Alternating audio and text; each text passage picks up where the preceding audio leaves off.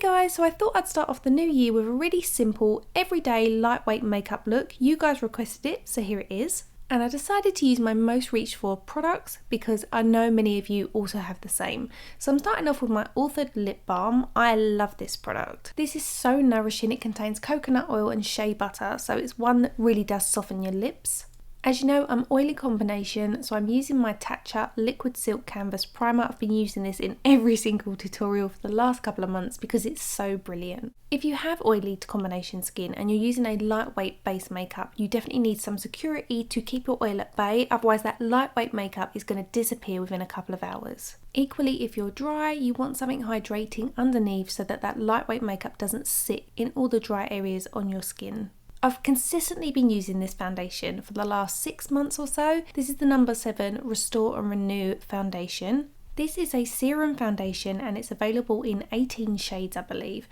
And it's so lightweight that I prefer to apply it with my fingers. And I have a mix of 2 shades. Honey was my summer colour and Warm Beige is more my winter shade. But because my chest still has a little bit more colour than my face, I'm applying a little bit of honey within my Warm Beige shade. As this is a serum based foundation, it really is hydrating, so it would work really well for drier skins. However, I am oily combination, and as long as I prime my skin, I feel like I get on with this foundation perfectly all day. So for me, it really does work for kind of everybody. It has 8 skin loving ingredients in it. It has collagen peptide technology, pro-retinol, vitamin C, calcium amino acids and ceramides, vitamin E, ginseng extract and hibiscus extract. In short, targeting fatigue, tiredness, plumping, smoothing. Does it all work? Who knows? What I do know is it sits so lovely on the skin and I've had 0 breakouts. I've had no problem with the foundation. So overall, I give it a big thumbs up. I'm not going to use this today, but I wanted to share it with you because it's one of my favourites. This is the Trinny London Concealer. I don't have it in an appropriate shade at the moment. This is my summer colour. But if you want something that gives you coverage that's undetectable on the skin, that has 0 drying effects, this is the concealer for you. It's phenomenal. I absolutely love it. I definitely need a shade that works for me now.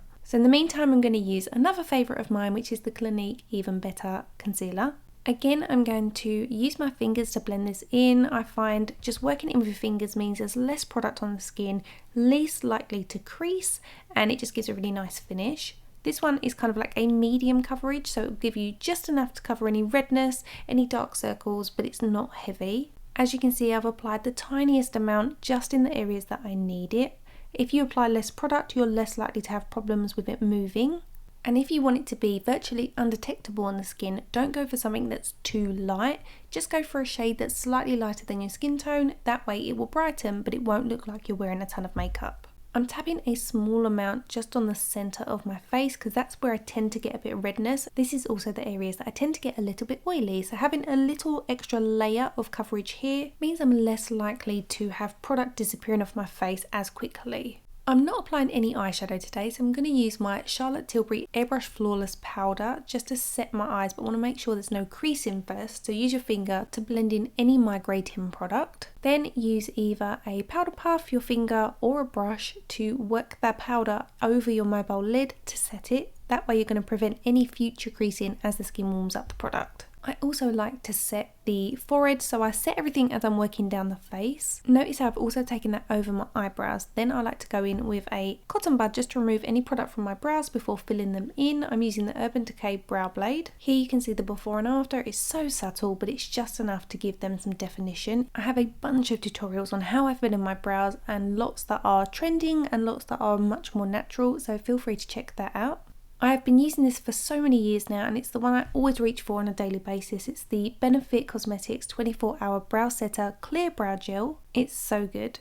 I personally love to wear a little bit of liquid eyeliner. However, if you have hooded eyes, I would keep it just to the root of your eyelashes, right in between. If you'd like a tutorial on this, I will show you how to do so. This Huda Beauty Lifeline Quick and Easy Eyeliner in Very Brown is my go-to. It's lasted me so long. It's a great liquid eyeliner for on the go. For a daytime look, I would always keep it to the outer half of your top lid. You don't have to create a wing, but I just feel like darkening that lash line, whether it's with a pencil, a liquid liner or a little bit of eyeshadow, really does brighten the eyes because it makes the white of your eyes look a bit brighter. It makes your lash line look fuller, so in turn when you apply mascara it looks like you're wearing more when you are actually wearing less. You'll notice that if you apply mascara without any form of liquid liner or powder or pencil along your lash line, it feels like you need more for definition, whereas if you apply that before you apply mascara, you don't need quite as much. Usually I go for more of a lifted look, but today I wanted a slightly wider finish to the eyes, so you can really manipulate them with the use of liquid liner.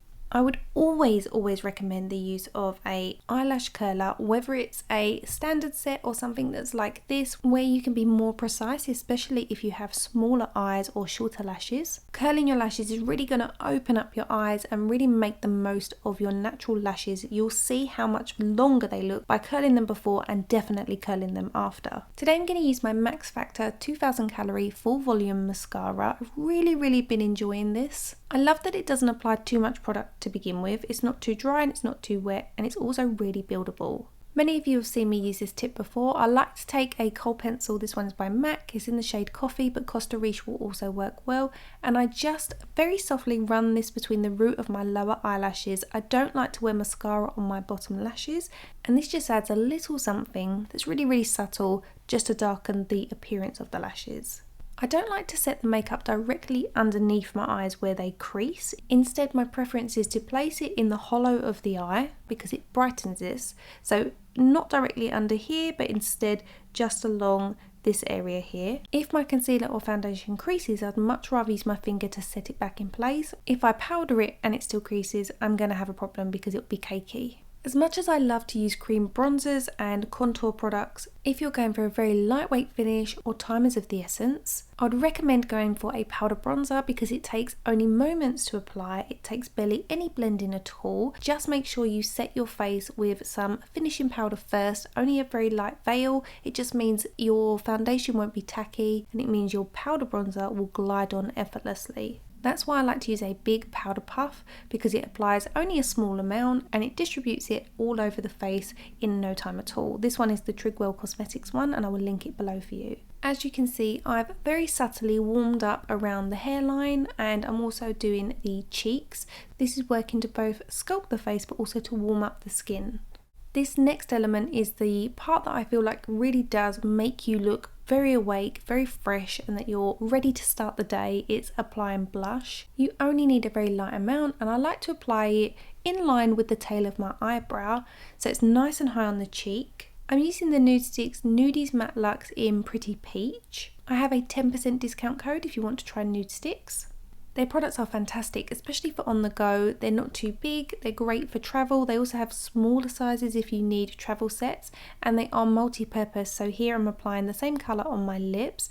This is a matte finish, but I'm going to apply a balm over the top, but they also do it in a more dewy finish. I will link the product and my discount code in the description bar for you. As I said, over the top of that, I'm going to apply a little bit more of my Orford Lip Balm. This is the one I absolutely have to apply before bed. After I've brushed my teeth, I like to have something that really feels nourishing, and this one is so good. Going back to what I said earlier about using your eyelash curlers after your mascara, once it's completely dried, just give it a little pinch and it will lift your lashes to the high heavens, and that way your lashes will sit upright all day long. Only do it once your mascara is fully dried though.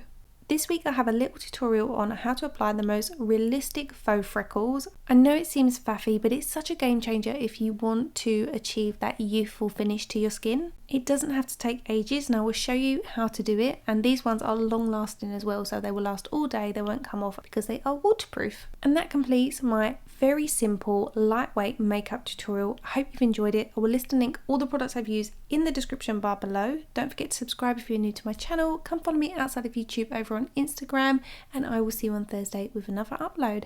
Bye guys!